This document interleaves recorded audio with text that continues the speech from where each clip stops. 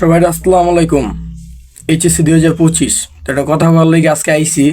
জানি না কথাটা কি কি মনে করবেন, বাট আমি আমার আবেগ দিয়া বা নিজের মতো যেটা মনে হয়েছে আমি ওটাই বলতে এলাম।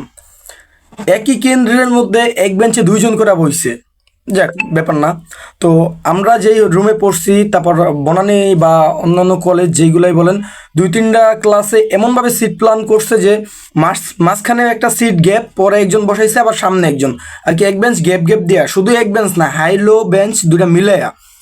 তো এই দুটার কারণে আমি কিছু বুঝতেছি না যে সমান অধিকার তো সবার নাকি, এইভাবে মাঝখানে কিছু মানুষের সিট প্ল্যানটা করার লাভ কি? আমরা কি খুব ব্রিলিয়েন্ট? বা জাগো সিট প্ল্যান এমনি করছে, এটা কি খুব ব্রিলিয়েন্ট? এটা কখনোই না।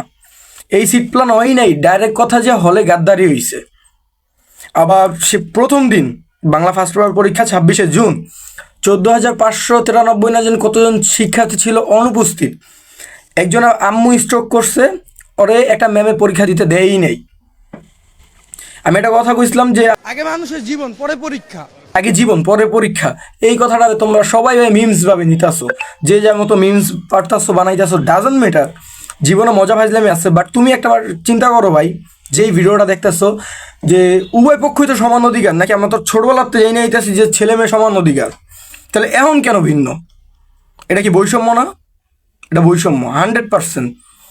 একই কেন্দ্রে বৈশা অন্যরা এক বেঞ্চে দুজন করে পরীক্ষা দেয় লাগালাগি করে, আর আঙ্গর ক্লাসরুমে মনে কর আঙ্গ না, আরও কিছু পরীক্ষার্থী আছে, তুমি যে জিগাও, আরও কিছু পরীক্ষার্থী আছে যে মাঝখানে এক বেঞ্চ গ্যাপ গ্যাপ, পরে যায় একজন বইছে, আবার মাঝখানে গ্যাপ দিয়ে আবার পিছে একজন, এমনি করে বইছে।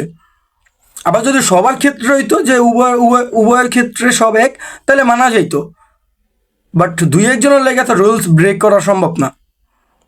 এখন ভাই এই আপনার কাছে বিচার দিলাম, আপনারা কেমনি এইটা কোন চোখে দেখবেন, এটা একমাত্র আপনাকে ব্যাপার। কারণ ভাই বৈষম্য কেউই ভালো চোখে দেখে না। যাক, যদি কোনো কথায় ভুল ত্রুটি হয়ে থাকে সবাই মাফ করে দিবেন। আল্লাহ হাফেজ।